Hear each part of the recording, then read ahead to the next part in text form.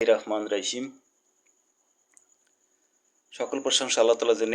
আমি সূরা লাহাব থেকে ব্যাখ্যা করছি। সূরা লাহাব বলতে হচ্ছে লাল লাল আলোর জন্য যারা হাব মানে হাবা হাবা হাবা বলতে তারা প্রতিনিয়ত সেই জিনিসটার প্রতি আকৃষ্ট বা এমন ধরনের এই জন্য তারা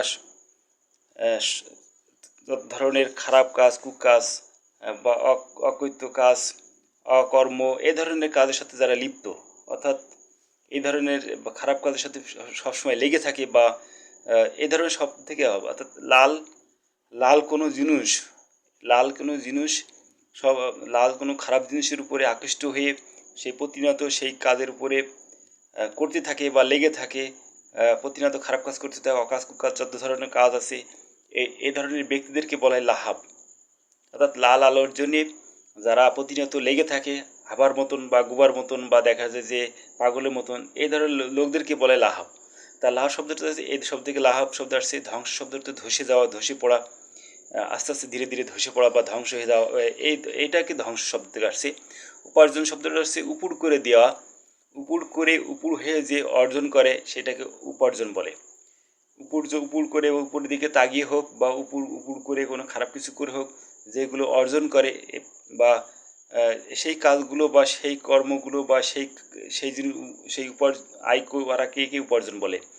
লেলিহান বলতে লেলিয়ে দেওয়া, শিয়াল কুত্তার মতন যেভাবে মানুষকে শিয়াল কুত্তা যেভাবে লেলিয়ে দেওয়া, যেমন শিয়ালের পিছনে কুত্তা যেভাবে লেলিয়ে দেয়, এইভাবে এই ধরনের কি লেলিয়ান বলতে, এখানে লেলিয়ান বলতে এক ধরনের ছ্যাঁকা দেওয়া, ধোকা দেওয়া বা তাদের পিছনে সবসময় আটার মতো লেগে থাকা, এই ধরনেরকে লেলিয়ান অগ্নিতে মানে আগুন দিয়ে তাদেরকে সবসময় এক ধরনের যেটা বলে যে বাতাস বা ফু দেওয়া আলো দিয়ে তাদের পিছনে ছ্যাঁকা দেওয়া, ধরাই দেওয়া, এই ধরনের শব্দকে লেলিয়ান আগুন বলে। লেলিয়ান আগুনিতে ইন্ধন বলতে ইন্ধন ইন বলতে ভিতরে, ধন বলতে ইন্ধন, বন্ধন ইন্ধন বলতে বন্ধন থেকে আসছে, অর্থাৎ ইন বলতে ভিতরে, যারা ভিতরে বাইরে বাহ্যিক দেখা যায় তাদের শত্রুতা দেখায়, কিন্তু ভিতরে তারা বন্ধুত্ব বা সম্পর্ক বা এর বন্ধন বা একটা লেয়াজু বা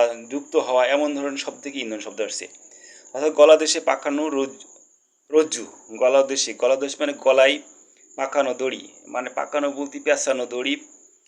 রজ্জু শব্দ হচ্ছে খেজুর গাছে খেজুরের শিকড়, এমন শব্দ থেকে, অর্থাৎ আমাদের যে কারেন্ট বা ইলেকট্রিসিটি লাইনে যে তার, পেঁচানো তার, এই ধরনের শব্দ থেকে আসছে রজ্জু। অর্থাৎ গলাদেশে পাকানো রজ্জু, অর্থাৎ গলায় পাকানো পেঁচানো ধরনের রশি, যে রশি সহজে ছেড়ে না, এমন ধরনের রশি, সেটা হচ্ছে কারেন্টের বা তার, যেগুলো এই ধরনের শব্দ থেকে পাকানো রশি। যদি কোনো প্রশ্ন জানার আগ্রহ থাকে তা আমার এই যে কন্ট্যাক্ট নাম্বার 09604058996, এই নাম্বারে হোয়াটসঅ্যাপ ইমো আছে, যে কোনো সময় কন্ট্যাক্ট করলে আমি আরও চেষ্টা করব ভালোভাবে তার প্রশ্ন ব্যাখ্যা দেওয়ার জন্য। এখানে প্রশ্ন হচ্ছে যে আমি শুধু এই ছোটো ছোটো সূরার যে আয়াতের যে এক একটা সিঙ্গেল যে ওয়ার্ডের যে ব্যাখ্যা করছি, আসলে অ্যাকচুয়ালি এইভাবে না।